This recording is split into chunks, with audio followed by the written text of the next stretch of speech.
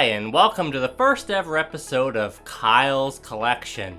As the title suggests, I'll be showing you cool stuff I have lying around the house. And I figured, hey, since it's episode 1, let's start big and ridiculous. Today we'll be talking about my McDonald's Super Mario Bros. 3 figures. What you're looking at now is the entire lineup, and it's cool that I got them all, but there's nothing that special about it. So why am I making a video? Well, the thing is,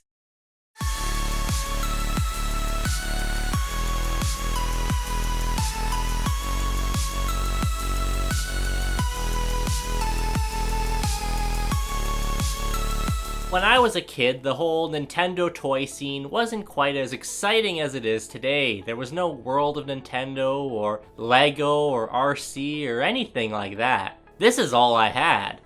These stiff little figures that basically did nothing. And whenever I saw a Mario or a Koopa or a Goomba or even a Luigi, I'd pick it up. Now this collection is far more extensive than any sane person should reasonably have. But as a kid, I actually played with them. Yeah, I'd set up levels for Mario. But, while other kids needed to, have Mario beat the Koopa and move him down the line, I had the whole thing, planned out in advance. You could, just look down the line and see, wow, that's what's coming up. That's going to be a tough level. So let's start with the Koopa Troopa. In the games, they have wings, but they don't really fly. They just bounce up and down. But you know what? It's pretty impressive compared to the toy, which kinda just shuffles forward. What happens is you squeeze the pump and they move with air power. I haven't seen too many toys like this, so I guess it's pretty cool. And as you can see, there's a bit of a problem. If more than 2 Koopas want to get pumped at any given moment, there's gonna be a fight. These little tubes broke so easy, and I didn't care about that. I just bounced them with my hands, Koopa Troopa, Koopa Troopa. Anyway, let's continue with the theme of enemies and move along to the Goomba. Yeah, these guys had little suction cups under their chins. In theory, they're supposed to do backflips. These days, you gotta lick them up pretty good. I guess you could just use your finger. It's not that much better. So yeah, you lick them, stick them, and they do backflips. Maybe once upon a time, they were intended to land back on their feet.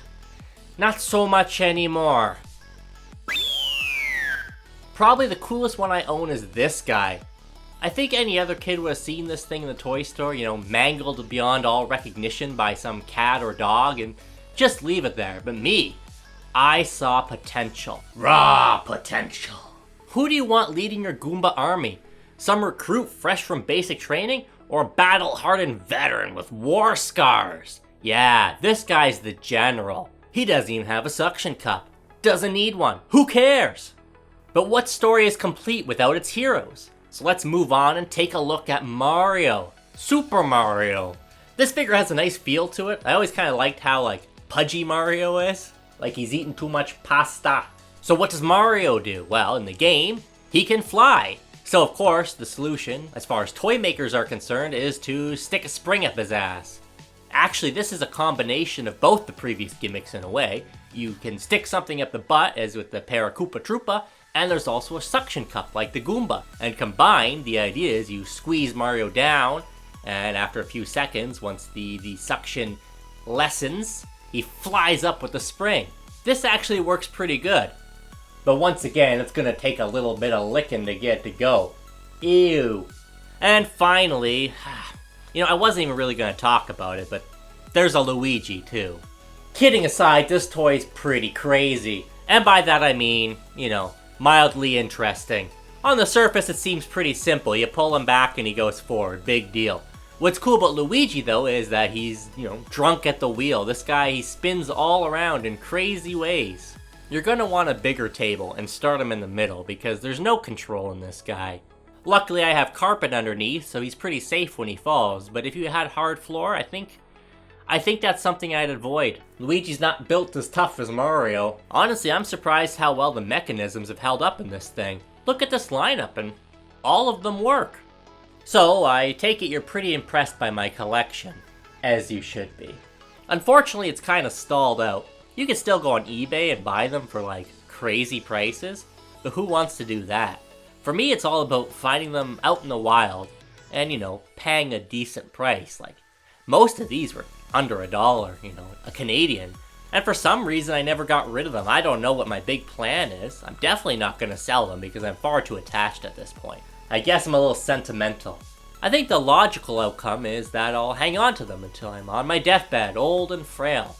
And in my dying breaths, I'll look to my daughter and say, I bequeath upon you my Goombas, my Koopa Troopas, my Marios, and even my Luigis. And she'll stare at me, maybe with reverence, maybe not. And she'll say, Dad, no, I don't want them.